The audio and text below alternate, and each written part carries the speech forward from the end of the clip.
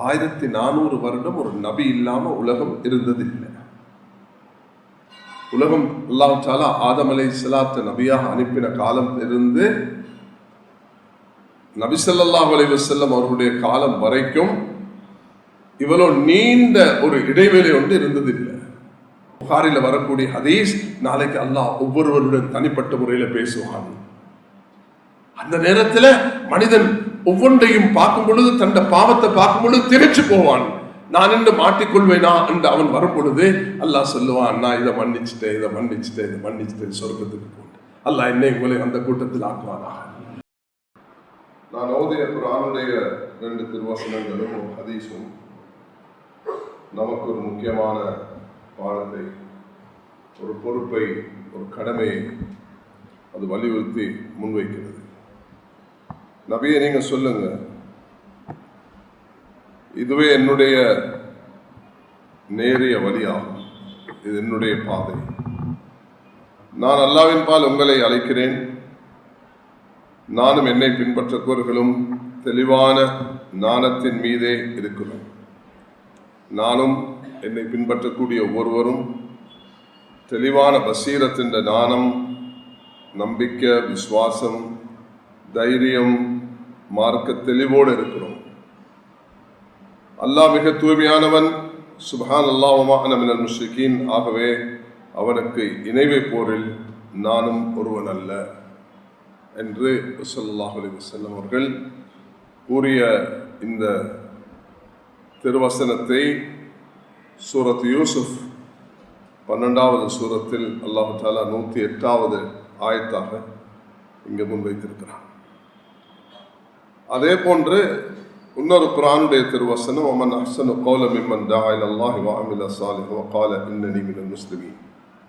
எவரில் அல்லாஹ்வின் பக்கம் மக்களை அழைத்து சாலிஹான நல்லமல்கள் செய்து நான் அல்லாஹ்வுக்கு முற்றிலும் வழிபட்ட முஸ்லிம்கள் நின்றும் உள்ளவன் என்று கூறுகிறானோ அவரை விட சொல்லால் அழகையவர் யாரும் இருக்க மாட்டார்கள்.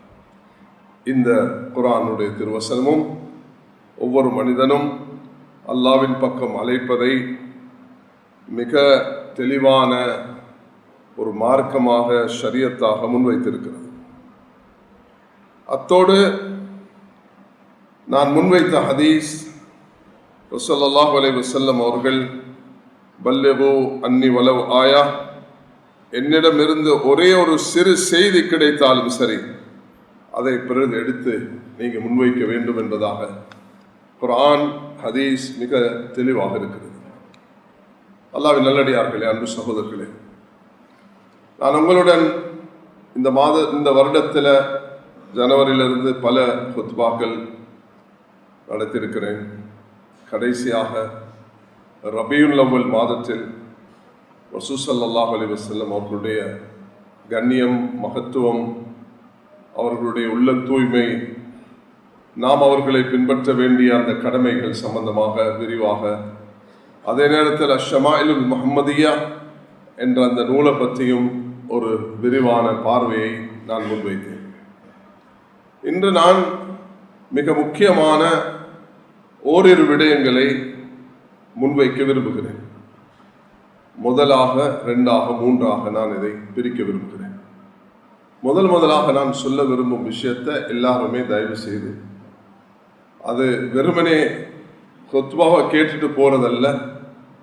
நாம் ஒரு அமானிதத்தை, ஒரு பொறுப்பை, அல்லாஹ்வின் பக்கம் அல்லாஹ்வினால் தரப்பட்டிருக்கக்கூடிய இந்த காரியத்தை நான் நிச்சயமாக நிறைவேற்றுவேன் என்ற ஒரு மனப்பதிவுடன் தன்னுடைய வீடுகளுக்கு, தொழிலுக்கு, உத்தியோகத்துக்கு நாம் திரும்பி போகும் பொழுது அல்லாஹு தஆலா நிச்சயமாக நியத்துல் முஃமின் கைரு மின் அமலி, மூமினுடைய நியத்து அமலை விட சிறந்தது என்பதாக ஹதீஸில் வந்திருக்கிறது. அதனால் முதலாக நியத்தை சரிப்படுத்திக் கொள்வோம். அஹ்லிஸ் தீனக் யக்ஃபிகல் அமலுல் கலீல். உடைய நியத்தை சரிப்படுத்திக்கொள், நீ கொஞ்சம் செய்தாலும் அது உனக்கு போதுமாக இருக்கும். ஆக நான் சொல்லும் இந்த ஹுத்பா, இன்றைய இந்த பயான், இன்றைய இந்த பேருரை, இதை நானும் நீங்களும் சுமந்த ஒரு சமூகமாக மாற வேண்டும் என்று நான் எதிர்பார்க்கிறேன். கண்ணியமானவர்களே, உலகத்தில் ஆதம் அலைஹிஸ்ஸலாம் முதல் நபி, இறுதி நபி ஹஜ்ரத் முஹம்மது ஸல்லல்லாஹு அலைஹி வஸல்லம். அப்ப அல்லாஹ் தஆலா காலாகாலம் நபிமார்களை அனுப்பி கொண்டே இருந்தான். ஆரம்பித்தான் ஆதம் அலைஹிஸ்ஸலாத்திலிருந்து. சூரத்துல் பக்கரால ஆதம் அலைஹிஸ்ஸலாத்தை பற்றி, அவர்களுடைய அந்த விரிவான அந்த பயணத்தை பற்றி, ஆரம்பத்தை பற்றி, அவர்கள் இந்த பூலகத்துக்கு வந்ததை பற்றி எல்லாம் அல்லாஹ் தஆலா விவரித்திருக்கிறார். இலங்கைக்கு அப்படி ஒரு பேரும் இருக்குது, ஆடம் ஸ்பீக். உலகத்தில் அப்படி நாடுகள் மிக குறைவு. சில என்கிட்ட கேட்கக்குள்ள நீங்கள் எங்கேருந்து வந்திருக்கிறீங்கன்னு சொல்லி நான் சொல்றது உண்டு, மின் பலதி ஆபா இனா ஆபாவுக்கும், என்னுடைய உங்களுடைய தந்தையின் ஊர்ல இருந்து வந்திருக்கிறேன். அப்போ கொஞ்சம் ஆச்சரியமாக எல்லாரும் பார்க்கறது உண்டு, அது என்ன மக்காவா மதீனாவா என்று கேட்பார்கள். அப்படி இல்லை என்று சொல்றது உண்டு. ஆக வரலாறு ஒன்று இப்படி சொல்லுகிறது, மக்காமி இப்ராஹிமை போல அல்லாஹ் தஆலா மக்கால ஃபத்தஹிது மின் மக்காமி இப்ராஹிம் முஸல்லா, இதுதான் இப்ராஹிம் அலைஹிஸ்ஸலாத்துடைய கால்பாதம் படித்த இடம், அது போல யாருக்கும் இதை உறுதிப்படுத்தினார். அதுக்கு தான் இந்த ஹதீஸ்ல அடுத்த பகுதியில் ஹதீஸு அன் பனி இஸ்ராயில் ஃபல ஹரஜ், நீங்க பனு இஸ்ராயில் இப்படி வந்த விஷயங்களை சொல்லலாம். அதுக்கு இன்னொரு ஹதீஸ் சொல்கிறது, லா நுஸத்திக் வலா நுகத்திப், அதை நாங்கள் உண்மை என்றும் உறுதிப்படுத்த மாட்டோம், பொய் என்றும் சொல்ல மாட்டோம், ரெண்டுக்கு நடுவில் இருந்துடும். இது ஒரு வரலாறு இப்படி வந்திருக்குது. இது மக்காமே இப்ராஹிமை போல காபத்துல்லால் இருக்கிறது போல அப்படியான ஒன்று அல்ல என்பது எங்களுக்கு தெரியுமான வரலாறு இப்படி ஒன்று இருக்கிறது. அதுக்கு உண்மைக்கு அதிகமான சான்றிதழ்கள் வரலாறு ஆசிரியர்கள் பேசியிருக்கிறார்கள். ஆதம் அலைஹிஸ்ஸலாத்தை தொடர்ந்து அல்லாஹ் தஆலா குர்ஆன்ல பல ரசூல்மார்களுடைய பெயர்களை அல்லாஹ் குறிப்பிட்டிருக்கிறார், நபிமார்களுடைய பெயர் அல்லாஹ் குறிப்பிட்டிருக்கிறார். ஆனால் அதிகமாக அல்லாஹ் தஆலா சொல்கிறான், நான் அதிகமானவர்களை லம் நக்சுஸ் அலைஹி, ஏராளமானவர்களுடைய பெயர்களை குறிப்பிடவில்லை. வரலாறிலும் ஹதீஸ்களிலும் இந்த விஷயம் பதிவாக இருக்கிறது. 1,00,000க்கும் மேல நபிமார்கள் வந்திருக்கிறார்கள். அப்போ ஆதம் அலைஹிஸ்ஸலாத்தோடு தொடர்ந்து இறுதி நபி ஸல்லல்லாஹு அலைஹி வஸல்லம் அவர்களுடைய காலம் வரைக்கும் சுமார் எத்தனை ஆயிரம் வருடங்கள் இருந்திருக்கும் என்று எங்களால் அது வரலாறிலும் சொல்ல முடியாது. அந்த அளவுக்கு ஒரு நீண்ட ஒரு காலமாக அது இருக்கும். 5000 இருக்கலாம், 10,000 இருக்கலாம், 50,000 இருக்கலாம். எத்தனாயிரம் வருடங்கள் என்று யாருக்கும் அதை உறுதியாக சொல்ல முடியாது. ஆனால் ரசூல் ஸல்லல்லாஹு அலைஹி வஸல்லம் அவர்களுடைய வஃபாத், நபி அவர்களுடைய நபித்துவம், நபியுடைய ஹிஜ்ரத், இதெல்லாம் எங்களுக்கு மிச்சம் தெளிவானது. அப்போ இன்றைக்கு நாங்கள் ஹிஜ்ரி 1446 ஜுமாத சானியா, ஜுமாதல் உக்ரா, ஜுமாதல் ஆஹிரா, இந்த இப்படி ஜுமாதல் ஆஹிரா என்ற 6வது மாசத்தில் இருக்கிறோம். அடுத்து வரப்போகிறது ரஜப், ஷாபான், ரமதான், ஷவ்வால், ஜுல்காதா, ஜுல்ஹிஜ்ஜா. அப்ப 6வது மாதத்துல முதல் வாரத்துல நாங்க இங்க ஒன்று சேர்ந்திருக்கிறோம். அப்ப 1446 வருடங்கள் ஆகியும் எந்த ஒரு நபியும் வரவில்லை. இது எங்கள் எல்லாருக்குமே தெரியும். எங்களுடைய இறுதி தூதர், உலகத்துடைய இறுதி நபி, சையதுல் அம்பியா, நபிமார்களுடைய தலைவராக அல்லாஹ் ரப்புல் இஸ்ஸத் எல்லோருக்கும் இமாமத் செய்யக்கூடிய பாக்கியத்தை மேராஜுடைய நேரத்தில் அல்லாஹ் வழங்கி, அல்லாஹ் சுப்ஹானஹு வ தஆலா அவர்களுடைய சிறப்புகளை தான் ரபீஉல் அவ்வல் மாதத்தில் நாம் கேட்டோம். ஆக அவர்களுடைய இந்த 1400 வருடமாகி நாங்க ஒரு ஒரு ஒரு நிலைமையில வாழ்ந்து கொண்டிருக்கிறோம். அப்ப உலகத்தில் இதுவரைக்கும், உலகம் படைக்கப்பட்ட நாள்ல இருந்து இதுவரைக்கும் இவ்வளவு நீண்ட கேப் ஒன்று உண்டாக இல்லை. 1400 வருடம் ஒரு நபி இல்லாம உலகம் இருந்ததில்லை. உலகம் அல்லாஹ் தஆலா ஆதம் அலைஹிஸ்ஸலாத்து நபியாக அனுப்பின காலம் இருந்து நபி ஸல்லல்லாஹு அலைஹி வஸல்லம் அவர்களுடைய காலம் வரைக்கும் இவ்வளவு நீண்ட ஒரு இடைவெளி ஒன்று இருந்ததில்லை. ஆக கூடினா எத்தனைன்றதை நான் சொல்றேன். ஏன் இப்ராஹிம் அலைஹிஸ்ஸலாம் ஒரு நபி, அவருடைய மகன் இஸ்ஹாக் அலைஹிஸ்ஸலாம் இன்னொரு நபி, அவருடைய மகன் யாக்கூப் அலைஹிஸ்ஸலாம் இன்னொரு நபி, அவருடைய மகன் இஸ்மாயில் அலைஹிஸ்ஸலாம், யூசுப் அலைஹிஸ்ஸலாம் இன்னொரு நபி. அப்ப யூசுப், பின் யாக்கூப் பின் இஸ்ஹாக் பின் இப்ராஹிம். ஒரே காலத்துல ஷுவைப் அலைஹிஸ்ஸலாத்தையும் மூசா அலைஹிஸ்ஸலாத்தையும் நபியாக்கி, மூசா அலைஹிஸ்ஸலாத்துடைய சகோதரர் ஹாரூன் அலைஹிஸ்ஸலாத்தையும் அல்லாஹ் தஆலா நபியாக்கி, மூசாவுக்கும் ஹாரூனுக்கும் அலைஹிஸ்ஸலாத்து வஸ்ஸலாம் கூலா லஹு கௌலன் லய்யினா, ஃபிரௌனுக்கு போயிட்டு மிருதுவான வார்த்தைகள்ல நீங்க அழைப்பு கொடுங்க என்று அல்லாஹ் தஆலா சொல்கிறான். அப்ப நபிமார்கள் வாழ்ந்து கொண்டிருக்கிற காலத்துல இப்ராஹிம் அலைஹிஸ்ஸலாம் இருக்கும் பொழுது லூத் அலைஹிஸ்ஸலாம் நபியாக இருக்கிறார்கள். இப்ராஹிம் அலைஹிஸ்ஸலாமும் லூத் அலைஹிஸ்ஸலாமும் ஒரே காலத்துல நபியாக இருக்கிறார். ஆனால் ஈசா அலைஹிஸ்ஸலாம் உயர்த்தப்பட்டதற்கு பிறகு எங்களுடைய நம்பிக்கை விசுவாசம், நபி அவர்களுக்கு முன்பு வந்த நபி அது ஈசா இப்னு மரியம், மரியம் அலைஹிஸ்ஸலாத்துடைய மகன். உலகத்துல ஒரே ஒரு மனிதர் இஸ்லாமிய கண்ணோட்டத்துல தாயுடைய பேர் சொல்லி மகன் அழைக்கப்படக்கூடியவர் அது ஈசா அலைஹிஸ்ஸலாம் மட்டும்தான். அபூ ஜஹலுடைய இக்ரிமத் பின் அபி ஜஹல், அபூ ஜஹலுடைய மகன் இக்ரிமா என்றுதான் அழைக்கப்படுமே தவிர வேற எந்த மாத்தமும் அதுல நடக்க மாட்டாங்க. இக்ரிமா ஒரு சஹாபி, அபூ ஜஹல் ஒரு ஃபிரௌன். உதுஊம் லிஆபாஹி வஅக்ஸது இன்தல்லாஹ், வாப்பட பேர் சொல்லி தகப்பன் பேர் சொல்லி அழைங்க என்று அல்லாஹ் சூரத்துல் அஹ்ஸாப்ல நிச்சயமாக இதை தெளிவாக முன்வைத்திருக்கிறார். அதனால கண்ணியமானவர்களே, மிக தெளிவான ஒரு விடயம், ஆதம் அலைஹிஸ்ஸலாம் தொட்டு ஈசா அலைஹிஸ்ஸலாம் வரைக்கும் தொடர்ச்சியாக சங்கிலி தொடராக ஒருவருக்கு பின் ஒருவராக நபிமார்கள் வந்து கொண்டே இருந்தார்கள். ஆனால் ஈசா அலைஹிஸ்ஸலாம் அவர்களுடைய அந்த பிறப்பே ஒரு பெரிய சோதனையாக மாறியது. இதனாலதான் அல்லாஹ் தஆலா குர்ஆன்ல சூரத்து ஆயிஷா, சூரத் ஜைனப், சூரத் ஃபாத்திமா, சூரத் ஹதீஜா என்ற சூறாக்களை அல்லாஹ் ஏற்படுத்தவில்லை.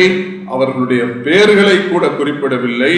உம்மஹாத்துல் முஃமினீன் என்று அல்லாஹ் தஆலா அவர்கள் மூமின்களுடைய தாய்மார்கள், நபி ஸல்லல்லாஹு அலைஹி வஸல்லமுடைய அஸ்வாஜுகள், மனைவிமார்கள் என்று குறிப்பிட்டிருக்கிறானே தவிர அல்லாஹ் பேர் சொல்லி சொல்லவில்லை.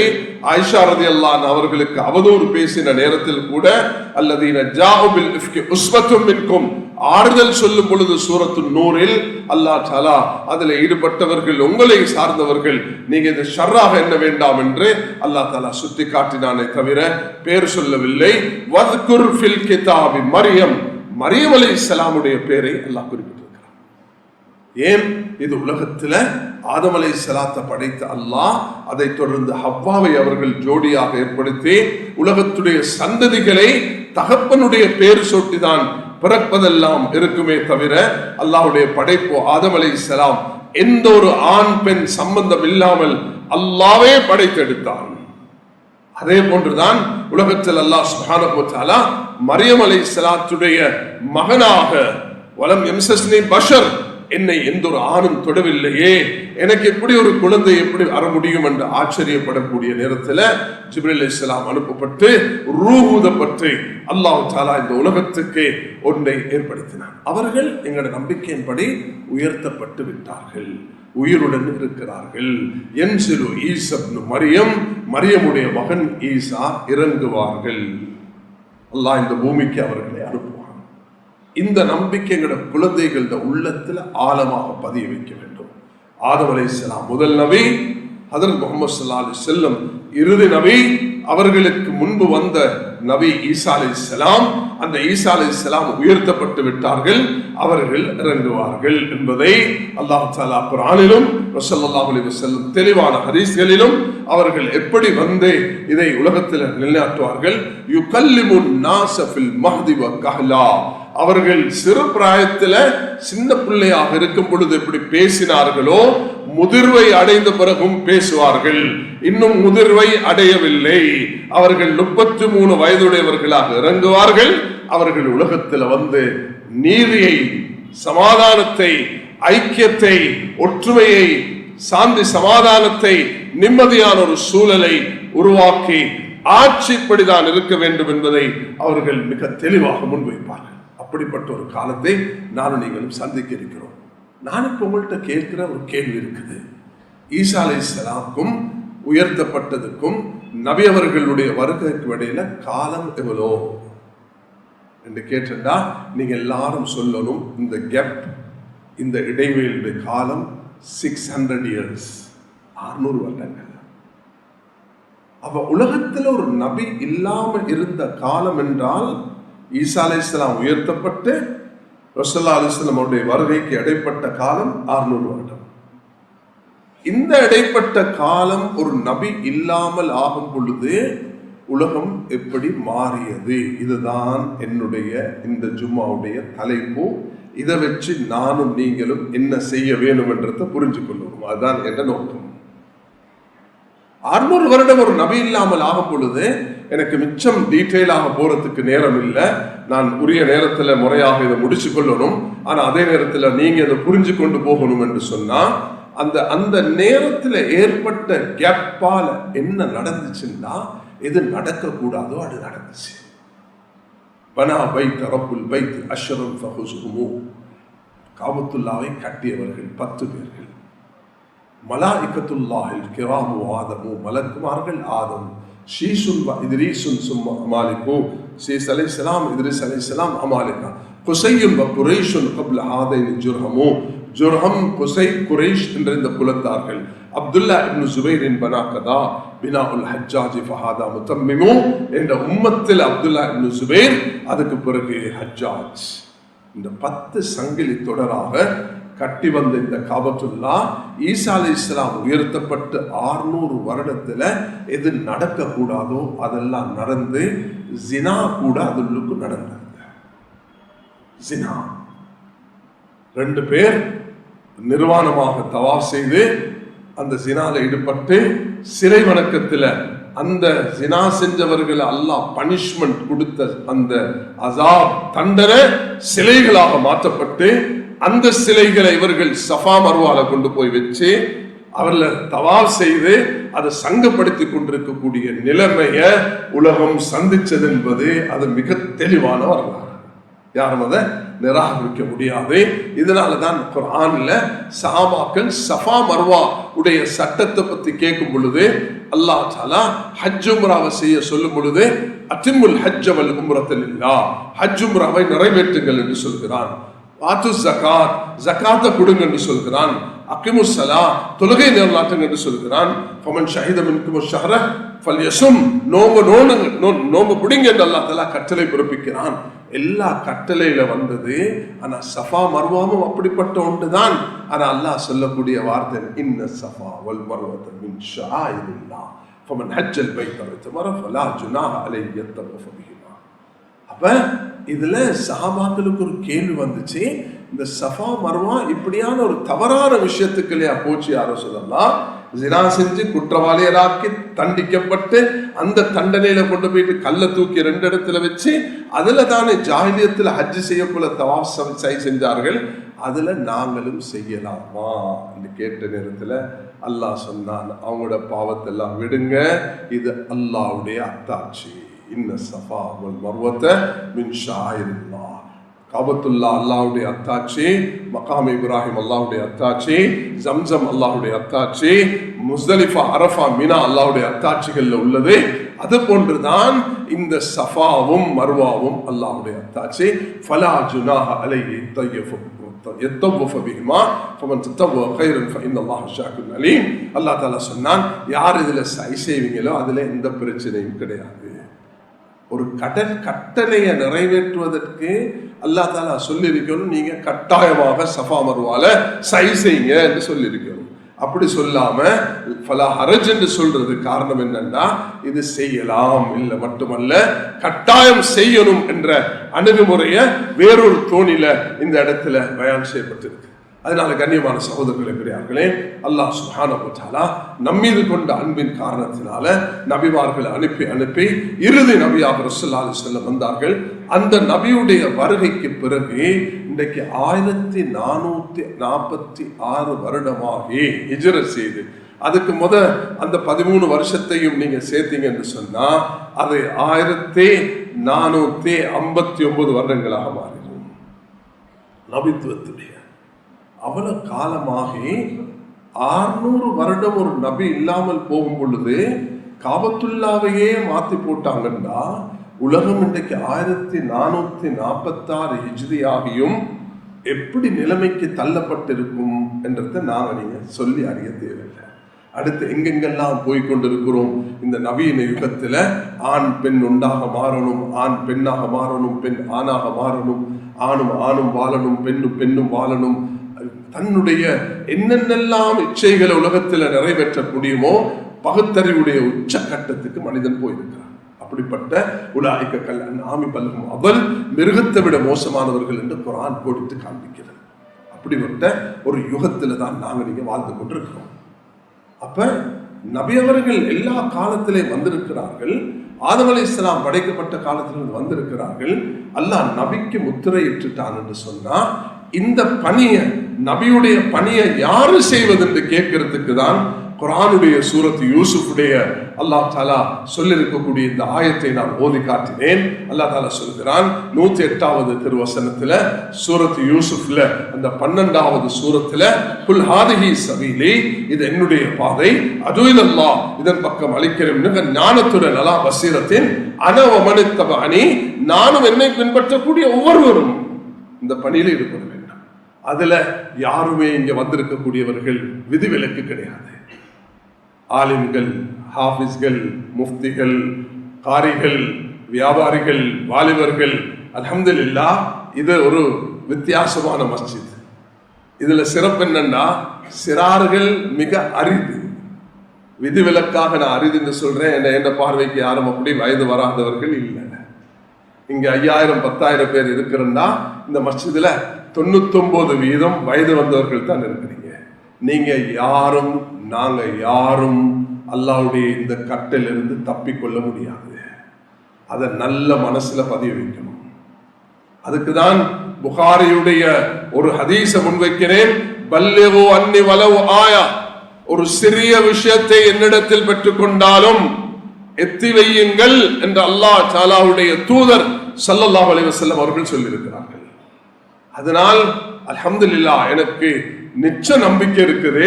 இந்த இதுல இருக்கக்கூடிய வந்திருக்கக்கூடிய எல்லாரும் தொழ தெரியும், தொழுகையில தக்பீர் கட்டிலிருந்து சலாம் கொடுக்கும் வரைக்கும் என்ன செய்யணும் என்று தெரியும், கிப்லாவை முன்னோக்கி தொழ தெரியும், உது எடுத்துட்டு தொழ தெரியும், உது இல்லாத நேரத்தில் தயமம் செய்ய தெரியும், தலையிலிருந்து கால் வரைக்கும், கையிலிருந்து வாய் கொப்பளிக்கிறதுல இருந்து மத்மதால இருந்து கால் கழுவும் வரைக்கும் குர்ஆன் சொன்ன உது எடுக்க தெரியும், குளிக்க தெரியும், குளிப்பு கடமையானது தெரியும், குர்ஆனை ஓத தெரியும், தெரியாட்டு சூரத்துல் ஃபாத்திஹா தெரியும்.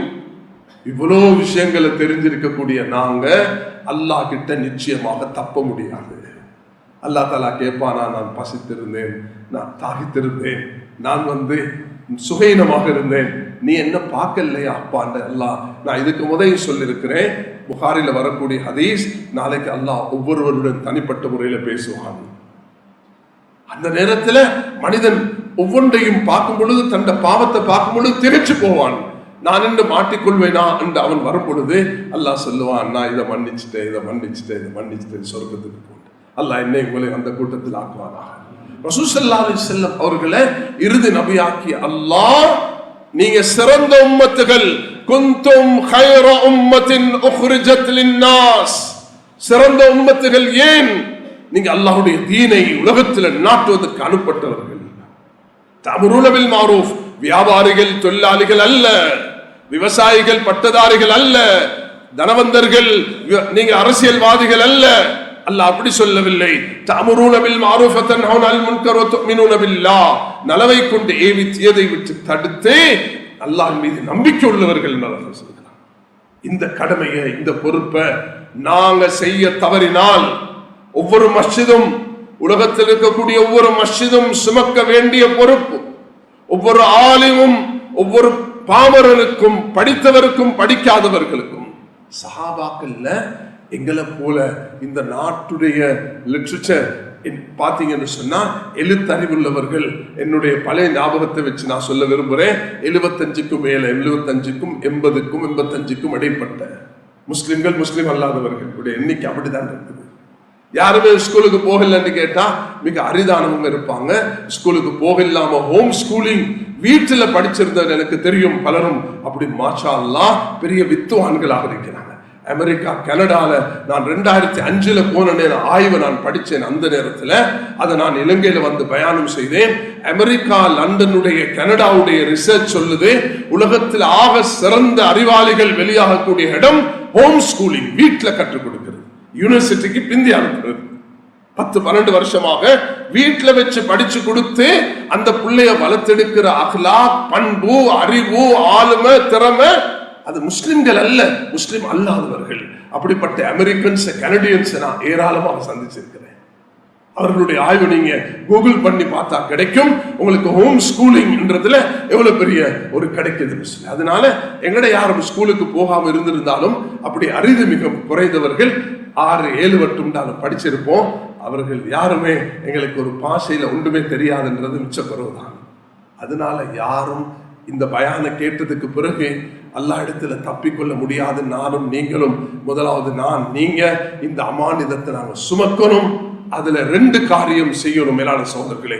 ஒன்று, முஸ்லிம்கள் மத்தியில் ஒற்றுமை, வேற்றுமையில் ஒற்றுமை உருவாக்கி ஒவ்வொரு முஸ்லிமும் மஸ்ஜிதுக்கு ஆலிம்களும் பொதுமகனும் படித்தவரும் பட்டதாரியும் மஸ்ஜிதுக்கு நேரம் கொடுத்து மஸ்ஜிதில் இருக்கக்கூடிய வரக்கூடிய உலமாக்கள், அந்த மஹல்லாவை சேர்ந்த உலமாக்கள் மஸ்ஜிதுக்கு நேரம் கொடுத்து அங்கு வரக்கூடிய பாமரர் ஒவ்வொருவரையும் அளந்து பார்த்து யாருக்கு என்ன தேவைன்னு படிச்சு கொடுக்கணும். சிலருக்கு சூரத்துல் ஃபாத்திஹா தேவை, சிலருக்கு குளிர்ப்புடைய கடமை தேவை. இது நான் சிறார்களை சொல்லல, 40, 50, 60 வயசு உள்ளவர்கள்.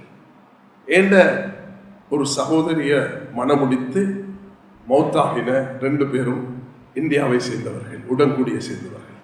என் மைத்துனருக்கு ஒரு 65 வயசு இருக்கும். என் சகோதரி மௌத்தானதுக்கு பிறகு அவர் இந்தியாவில் புருஷவாக்கத்தில் மஸ்ஜிதில் அந்த 65 வயதுல அவர் போயிட்டு குரான ஓதுறத்தை கண்டு நான் சரியான சந்தோஷப்பட்டேன்.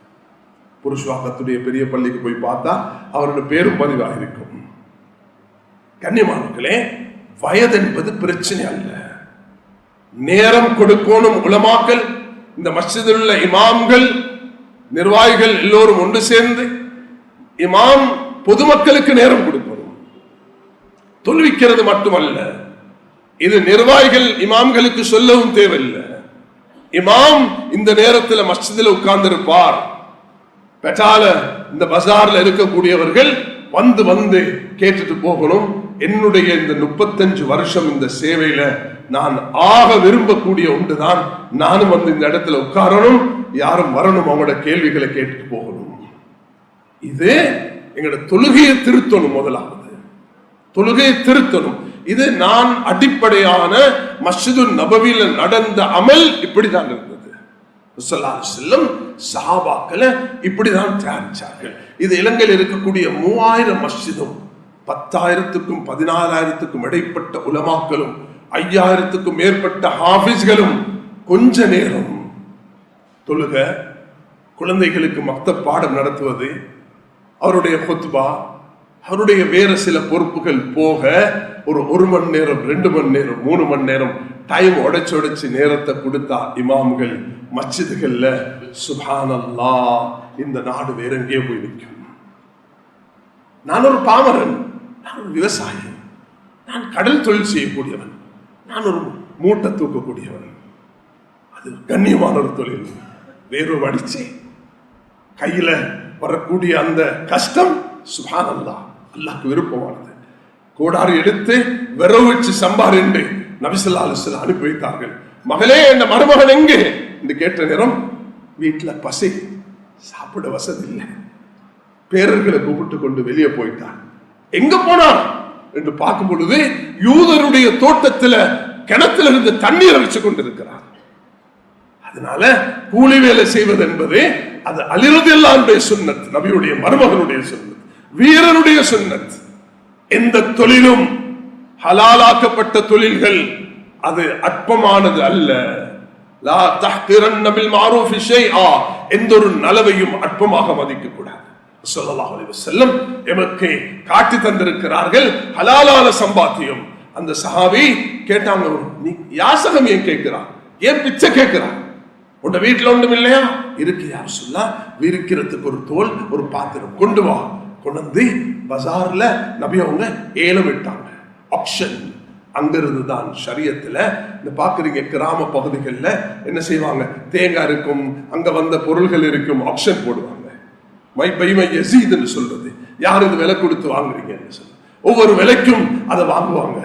ஒருவர் 100 ரூபான்வார், 200 ரூபான்வார், 500 ரூபாய்க்கு வாங்கிட்டு போவார். மார்க்கத்தில் அனுமதிக்கப்படுது. இங்கதான் அந்த அந்த சுன்னத்து ஆரம்பிக்கப்பட்டது, அந்த நடைமுறை ஆரம்பிக்கப்பட்டது. செல்லும் கேட்டார்கள், இது என்ன? எடுத்து அவருக்கு இதை வித்துட்டு இந்த பணத்தை கொண்டு போயிட்டு ஒரு கோடாரியை வாங்கி நீ ஒரு கம்பெடுத்து அதுல போட்டு நீ விரவெட்டி சம்பாரிச்சுட்டு வாழ்ந்தக்குள்ள அந்த சஹாபி வந்து சொல்லக்குள்ள நபி ஸல்லல்லாஹு அலைஹி வஸல்லம் சந்தோஷப்பட்டான். இதனாலதான் அத்தாஜிரு சதூக்குல் அமீன் மா நபியீன வஸிதீகீன வஷுஹதா. கண்ணியமானவர்களே, இந்த அடிப்படையை தயவு செய்து நாங்கள் நீங்க எல்லாரும் விளங்கி ஆகணும். எங்களோட ஒரு பொறுப்பாக நாங்கள் இதை ஏற்றுக்கொள்ளணும். நான் இதை அல்லாஹ் எனக்கு ஆயில தந்தா ஒவ்வொரு மஸ்ஜிதுக்கும் போயிட்டு இந்த தூதை கொடுக்க விரும்புகிறேன். இந்த மஸ்ஜிதில் இன்னைக்கு நான் கொடுக்கிற தூதை நீங்க எல்லாரும் இதை எடுத்து இந்த செய்தியை ஒவ்வொருவரும் இந்த செய்தியை எடுத்து கொண்டு போய் ஒப்படைங்க உங்களோட குடும்பத்துக்கு. பேசுங்க உங்களோட மனைவிமாரோட, பேசுங்க உங்களோட வீட்டில் உள்ள குழந்தைகளோட. மகனே, உனக்கு 25 வயது, உன்னை நான் டாக்டர் ஆக்கிட்டேன். உனக்கு 30 வயது, நான் உன்னை இன்ஜினியர் ஆக்கிட்டேன். உனக்கு 40 வயது, நான் இன்னொரு நல்ல பட்டதாரி ஆக்கிட்டேன். நீ ஐடில 20 வயதுல இன்றைக்கு ஐடில இருந்து நீ சம்பாதிக்கிறா. நான் இன்றைக்கு 60 வயசுல இருக்கிறேன், நான் கபர் நாடி கொண்டிருக்கிறேன். உனக்கு நான் இந்த அமானிதத்தை சொல்லி தருகிறேன் மகனே. என்ன அமானிதம்? நபி ஸல்லல்லாஹு அலைஹி வஸல்லம் அன்றைக்கு ஹஜ்ஜத்துல் வதால எங்கள் எல்லாரையும் பார்த்து சொல்லிட்டு போயிருக்கிறார்கள், பல்லிகு அன்னி வலவ் ஆயா. ஒரு விஷயத்தை, ஒரு செய்தியை, ஒரு ஹதீஸ, ஒரு தூதை நீங்க எடுத்தாலும் அதை உம்மத்துக்கு எத்தி வைங்கன்னு சொன்னாங்க. அதனால இன்னைக்கு நாளைங்க எல்லாம் முதலாவது செய்ய வேண்டிய வேலை தௌபா செய்யணும், இஸ்திக்ஃபார் செய்யணும். அப்ப அல்லாஹ் தஆலா எங்களை மன்னிப்பான். அல்லாஹ் இன்றைக்கு தான் நான் இதை புரிஞ்சேன், இதுவரைக்கும் நான் இதை விளங்கி கொள்ளல. எனக்கு சூரத்துல் அஸ்ர் வல் அஸ்ரி இன்னல் இன்சான லஃபீ ஹுஸ்ர் இல்லல்லதீன ஆமனு வ அமிலுஸ் ஸாலிஹாத் வ தவாஸௌ பில் ஹக் வ தவாஸௌ பிஸ் ஸப்ர். இந்த நாடு பெரிதும் மதிக்கக்கூடிய ஒரு இமாம் 1300 வருடங்களாக இந்த நாட்டில் பேசப்படக்கூடிய 1200 வருடமாக. ஏண்டா இமாம் ஷாஃபி ரஹ்மத்துல்லாஹி அவர்கள் பிறக்கிறார்கள் 150ல, மௌத்தாகிறார்கள் 204ல. அப்ப 1200 வருடங்களாக இமாம் ஷாஃபி அவர்கள் உலகத்தில் பேசப்படுகிறார்கள். அப்ப இலங்கைக்கு அல்லாஹ் தஆலா அந்த குறைஷி வம்சத்தை சேர்ந்த இமாம் ஷாஃபி தாய் இல்லாம நபி அவர்கள் எப்படி ஒரு அனாதையாக வளர்ந்தார்களோ, கஸ்ஸா, இந்த கஸ்ஸா இன்றைக்கு துடிச்சு கொண்டு உலகத்தில் அந்த 2 பில்லியன் முஸ்லிம்கள் வாழ்ந்தும் தடுத்து நிறுத்த முடியாமல் கோழைகளாக இருக்கும் அந்த கஸ்ஸா பிறந்தவர்கள் தான் இமாம் ஷாஃபி ரஹ்மத்துல்லாஹி அலைஹி. அவர்கள் மரணித்தார்கள் எகிப்தில். கைரோக்கு போனா அல்லாஹ் எனக்கு அங்க போகக்கூடிய பாக்கியத்தை நசீபாக்கினான். ஒரு பெரிய கான்ஃபரன்ஸ் ஒன்று வைத்திருந்தார்கள் ஃபத்வா சம்பந்தமான. அதுல கலந்து கொண்ட நேரத்தில் இமாம் ஷாஃபி ரஹ்மத்துல்லாஹி அவர்கள் அடக்கம் செய்யப்பட்டிருக்கக்கூடிய அந்த மக்பராக்கு ஜியாரத் செய்யக்கூடிய சந்தர்ப்பத்தை அல்லாஹ் நசீபாக்கினான். கண்ணியமானவர்களே, 54 வயது வாழ்ந்த அந்த மகான் அவர்கள் சொல்கிறார்கள், இந்த சூரத்துல் அஸ்ர் மட்டும் இறங்கியிருந்தால், நான் சொல்றதுதான் நான் கொஞ்சம் விரிவாக சொல்லியிருக்கிறேன். 2 வசனத்தில் இமாம் ஷாஃபி ரஹ்மத்துல்லாஹி அவர்கள் சொல்லிவிட்டு மௌத்தானார்கள். அதை அவர்களுடைய மதகுடைய ஒரு பெரிய இமாம், இந்த உலகத்தில் எல்லாராலும் வேற்றுமை இல்லாம பேசப்படக்கூடியதுதான் தஃப்சீர் இப்னு கதீர். இந்த இடத்துல தஃப்சீர் இப்னு கஸீர் தமிழ் மொழிபெயர்ப்போ ரஹ்மத் பதிப்பகம் செய்திருக்கிறது. ஒவ்வொருவருடைய வீட்டில் தஃப்சீர் இப்னு கதீர் தமிழ்ல இருக்கணும். தேவையான சூரத்துகள், ஆயத்துகள் எடுத்து பார்த்து கொள்ளணும். அது எங்களுக்கு கிடைச்சிருக்கக்கூடிய ஒரு பெரிய நியாமத். அந்த தஃப்சீர் இப்னு கதீர் ரஹ்மத்துல்லாஹ் 700ஆம் ஹிஜ்ரிகள்ல பிறந்தவர்கள். அவர்கள் இமாம் ஷாஃபி ரஹ்மத்துல்லாஹ் அவர்கள் சொன்னதை சூரத்துல் அஸ்ர்ல தஃப்சீர்ல எழுதக்கொள்ள சொல்கிறார்கள். இமாம் ஷாஃபி சொல்கிறார்கள், இந்த ஒரு சூரத்து மட்டும் இறங்கினா போதும், உம்மத்துக்கு இறங்கியிருந்தால் போதும். அல்லாஹ் இதுல எல்லா பொறுப்புகளையும் சொல்லியிருக்கிறான். ஈமான், நல்லமல், வத்தவாஸோ பில் ஹக், உண்மையை போதிங்க, பொறுமையை போதிங்க. நான் 3 விஷயங்களை சொன்னேன். நான் சிலதை தொகுத்துட்டு வந்தேன். ஆனால் எனக்கு அதெல்லாம் பேசுறதுக்கு இடம் தரல. நான் அதை வார கிழமைகள் இன்ஷா அல்லாஹ் பேசுகிறேன். நான் நினைக்கிறேன் இந்த ஒரு தூது இன்றைக்கு போதும்னு நினைக்கிறேன். பலதையும் நான் சொன்ன போனேன்டா உங்களுக்கும் கன்ஃபியூஸ் ஆகிரும், எனக்கு நேரம் இடம் அளிக்காது. அதனால இதை திரும்ப உறுதிப்படுத்துங்க மேலான சகோதரர்களே. சஹாபாக்கள் எல்லாரும் PhD ஹோல்டர்ஸ் இல்லை. காலிது வலீத் ரலியல்லாஹு அன்ஹு சொல்றாங்க, நான் அல்லாஹ்வுடைய பாதையில, போர்களத்துல, ஜிஹாதுல, உலகத்துல அமானிதம் சாந்தி சமாதானம் வரணும். ஜிஹாதுன்னு சொல்றதுல ஆள் கொள்றது இல்லை. ஜிஹாதுன்னு சொன்னா அதுக்கு 5 கருத்துக்கள் இருக்குது. ஒன்றையும் படிக்காட்டி, வாங்கி படிக்காட்டி குறைஞ்சது ஒரு 150 ரூபாய் செலவழிச்சு ஜிஹாதுண்டா என்னன்னு தமிழ்லையும் சிங்களத்திலையும் எழுதியிருக்கிறோம். ஒவ்வொருவரும் அந்த ஜிஹாதுடைய புத்தகத்தை ஜெமித்துலமா கிட்ட எடுத்து அல்லது டவுன்லோட் பண்ணி அதை நீங்க வாசிச்சு இந்த நாட்டில் உள்ள ஒவ்வொரு நான் முஸ்லிமுக்கு கொடுத்தா அல்லாஹ் உங்கள்கிட்ட இந்த அமானிதத்தை நிறைவேற்றியன்னு சொல்லுவான். 150 ரூபா 200 ரூபா கொடுக்கலாத அல்லாஹ்க்கு 200 ரூபா கொடுத்து இந்த புத்தகத்தை எடுத்து ஜிஹாதுண்டா என்ன இந்த நாட்டுக்கு வந்தது. ஆகப்பெரிய சோதனை 2003 எழுதப்பட்ட இஸ்லாத்துக்கு எதிரான ஒரு புத்தகம். அல் காய்தா தாலிபான் என்ற பெயர்ல வந்துச்சு.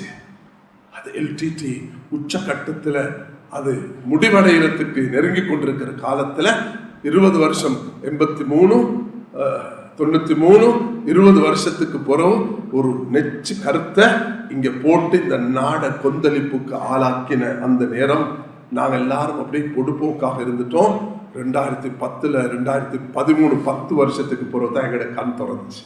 ஓஹோ, 10 வருஷத்துக்கு எங்களுக்கு போட வித்த இன்றைக்கு அனுபவிக்கிறாங்க என்றத 2003 தான் கண் திறந்தோம். எல்லாருமே உலமாக்களும் புத்திசாலிகளும் படித்தவர்களும் எல்லாருமே கண் திறக்கிற நேரம் பஸ் போயிருச்சு. அதுல 10 வருஷம் கஷ்டப்பட்டோம். 2013 இருந்து 2023 வரைக்கும். கண்ணியமானவர்களே, அந்த நிலைமை திரும்பி வரக்கூடாது என்பதற்காக தான் என்னுடைய இன்றைய குத்பா என்பதை எல்லோரும் நான் இன்றைக்கு மௌத்தாகினாலும் அல்லாஹ் கிட்ட எனக்கு போயிட்டு சொல்ல முடியும். நான் 35 வருஷமாக இந்த மெம்பர்ல ஏறியவன் என்ற காரணத்தினால யா அல்லாஹ் இந்த அமானிதத்தை இந்த மஸ்ஜிதுடைய மெம்பருடைய இந்த படிகளுக்கும் இந்த மதில்களுக்கும் இங்க வந்திருக்கக்கூடிய நிர்வாகிகளுக்கும் இமாம்களுக்கும் இங்க இருக்கக்கூடிய ஒவ்வொருவருடைய காதல் எத்தும் விடத்துல என்னால முடியுமான விடத்துல நான் இந்த அமானிதத்தை முன் வச்சிருக்கிறேன். இதை செய்யலண்டா 1960 பர்மாக்கு போயிட்டு இந்தியா மண்ல பிறந்த அபுல் ஹசன் அலி நதுவி ரஹ்மத்துல்லாஹி அலைஹி இந்தியா மண் பெற்றெடுத்த ஆக பெரிய மகான் மக்கால காபத்துல்லால 1999 31ஆம் திகதி இமாம் சுதைஸ் அவர்கள் நோன்பு 27 அன்றைக்கு அவருடைய காயிப் ஜனாசா மறைவான ஜனாசாவை தொழுவித்தார்கள். மக்கா மதீனால சுமார் 50 லட்சம் மக்கள் அந்த ஜனாசால கலந்து கொண்டார்கள்.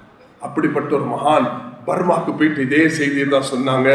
பர்மா மக்களே, இந்த பெரும்பான்மை சமூகத்துக்கு இந்த மார்க்கத்தை சரியாக சொல்லிக் கொடுக்காவிட்டால் நீங்க இந்த ஊர்ல இருப்பது உங்களுக்கு கஷ்டமாகும் என்று சொன்னார்கள்.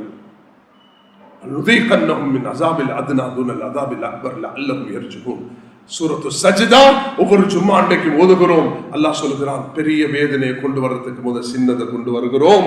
நீங்க திரும்புறதுக்காக வேண்டி 10 வருஷம் அனுபவிச்சது போதும். இந்த நாட்டுக்கு 1300 வருடம் அனுபவிக்காத சோதனை இந்த 10 வருடத்தில் அனுபவித்திருக்கிறோம். ஒவ்வொருவரும் இதை தூக்குங்க, இந்த அமானிதத்தை. இமாம் ஷாஃபி ரஹ்மத்துல்லாஹ் அந்த கஸால பிறந்த மகான் அவர்கள் சொன்ன சூரத்துல் அஸ்ர் எடுங்க. நான் இன்றைக்கு ஓதின சூரத் யூசுப் அதை ஒரு முறை எடுத்து தமிழ் மொழிபெயர்த்து படிங்க. மேலான சகோதரர்களே, இந்த பயணத்தை முன்னெடுத்து போவோம். ஒவ்வொருவரும் சகவாழ்வை கட்டியெழுப்புறதுக்கு தன்னால முடியுமான இந்த அமானிதத்தை நிறைவேற்றுவோம். அதே நேரத்தில் நாம் ஒவ்வொரு மஸ்ஜிதில தொடர்புள்ளவர்களாக 3000 மஸ்ஜிதிலும் என்ன செய்தி வரணும்னா நாங்க துரிதமாக ஒரு செய்தியை கொண்டு வரணும். எங்களோட மஸ்ஜிதுகள் 100க்கு 100 தொழுகையாளிகளாக இருக்கிறார்கள். உலமாக்கள், படித்தவர்கள், பாமரர்கள் எல்லோரும் மஸ்ஜிதுக்கு நேரம் கொடுத்து மஸ்ஜித் உள்ளவர்களாக மாறும் பொழுது, உலமாக்களோட தொடர்புள்ளவர்களாக மாறும் பொழுது ஒரு சமூகம் சிறந்த சமூகமாக எப்படி மாறும் என்பதை ஹயாத் இருந்தா வரக்கூடிய ரஜபுடைய மாசத்துல நான் தயாரிச்ச இந்த குத்பாவை உங்களுக்கு 2வது 3வது அம்சமாக நான் முன்வைக்கிறேன். இன்று நான் தந்த தூதை ஒவ்வொருவரும் சுமந்து கொண்டு சஹாபாக்கள் எப்படி இதை ஆலிம்கள், பாமரர்கள், அதுல படித்தவர்கள், எழுத வாசிக்க தெரியாதவர்கள் என்று காலிதுல் வலீத் சொல்கிறார்கள், எனக்கு குர்ஆனை மனனம் செய்ய முடியல, ஏனென்றா நான் அல்லாஹ்வுடைய பாதையில் அதிகமாக ஜிஹாதிலையும் போர்களத்திலையும் தீன ஹயாத்தாக்கிறத்திலையும் கலிமாவை உயர்த்தரத்திலையும் ஈடுபட்டிருந்தேன் என்று அவர்கள் சொன்னது போல நானும் நீங்களும் இந்த அமானிதத்தை படிச்சிருக்கணும் என்று கட்டாயம் கிடையாது. அல்லாஹ்வுடைய தந்திருக்கக்கூடிய இந்த அமானிதம், நான் செய்த இந்த பயான், இதை ஒவ்வொருவரும் எடுத்து மக்களுக்கு ஷேர் பண்ணுங்க, கொடுங்க. உங்களுக்கு வந்திருப்பீங்க இங்க 5000 மக்கள் என்றா, இந்த 5000 மக்கள் போதும் இந்த நாட்டில் உள்ள 20 லட்சம் வீடுகளுக்கும் 20 லட்சம் மக்களுக்கும் கொண்டு போய் சேர்க்கிறதுக்கு. இந்த அமானிதத்தை நீங்க செய்தீங்கன்னா நீங்க ஒரு பெரிய அமானிதத்தை நிறைவேற்றிய மக்களாக ஆகுவீங்க. வல்லா அல்லாஹ் எனக்கும் உங்களுக்கும் இதற்கு தௌஃபீக் செய்வாராக. இறுதி மூச்சு வரைக்கும் யா அல்லாஹ் ஈமானுடன் வாழ்ந்து ஈமானுடன் மரணிக்க கிருபை செய்வாயாக. யா அல்லாஹ் இந்த நாட்டையும் உலகத்தையும் நிம்மதியுள்ள ஒரு சூழலாக நீ ஆக்கி தருவாயாக. யா அல்லாஹ் இந்த நாட்டில் தற்பொழுது ஏற்பட்டிருக்கக்கூடிய மாற்றத்தை வைத்து நீ அமைதியையும் சாந்தியையும் சமாதானத்தையும் ஐக்கியம் ஒற்றுமையையும் நீ ஏற்படுத்தி தருவாயாக. எல்லோருக்கும் நீதமும் எல்லோருக்கும் யா அல்லாஹ் உரிமைகள் சரியான முறையில் கொடுக்கப்பட்டு எந்த மதத்துக்கும் அநியாயம் நடக்காமல், எந்த மனிதனுக்கும் அநியாயம் நடக்காமல் நேர்மையான ஒரு நிலைமையை இந்த நாட்டுக்கு நீ அமைச்சு தருவாயாக. கடந்த காலங்களில் நாம் எமக்கு ஏற்பட்ட சோதனையில இருந்து நாம் விட்ட தவறுகளுக்காக நாம் உன்னிடத்தில் மன்னிப்பு கேட்கிறோம். நோன்பு 27 அன்றைக்கு அந்த மேராஜுடைய இரவுல நீ ஏற்றுக்கொள்றது போல யா அல்லாஹ் இந்த துஆவை நீ ஏற்றுக்கொண்டு எங்களுடைய தௌபாவை, எங்களுடைய தவறை, எங்களுடைய குற்றத்தை, இந்த அமானிதத்தை நிறைவேற்றும் விஷயத்தில் நாம் விட்ட அந்த பிழையை உறுதியாக புரிந்து தௌபா செய்கிறோம். எங்கள் அனைவர்களையும் ஏற்றுக்கொள்வாயாக. இந்த மஸ்ஜித் நிர்வாகிகள், இந்த மஸ்ஜிதில் வாழ்ந்து மரணித்த இமாம்கள், யா அல்லாஹ் இந்த இதுக்கு சேவை செய்தவர்கள், பொருளால பணத்தால சிந்தனையால பாடுபட்ட எல்லோருடைய பாவங்களை மன்னித்து அவர்களுக்கு உயர்ந்த இடத்தை நசீபாக்கக்கூடியாக. யா அல்லாஹ் இங்க இருக்கக்கூடிய எல்லோருக்கும் யா அல்லாஹ் ஹஜ்ஜையும் உம்ராவையும் நசீபாக்குவாயாக. பைத்துல் மக்தஸுக்கு போகக்கூடிய பாக்கியத்தை தருவாயாக. வாஹிர் தஅவானா அல்ஹம்துலில்லாஹி ரப்பில் ஆலமீன். Thank you for watching. Please remember to subscribe, like, and share our Red Masjid YouTube channel. We appreciate your continued support. May we all be rewarded, and may the Almighty forgive our sins. See you next week, Insha'Allah.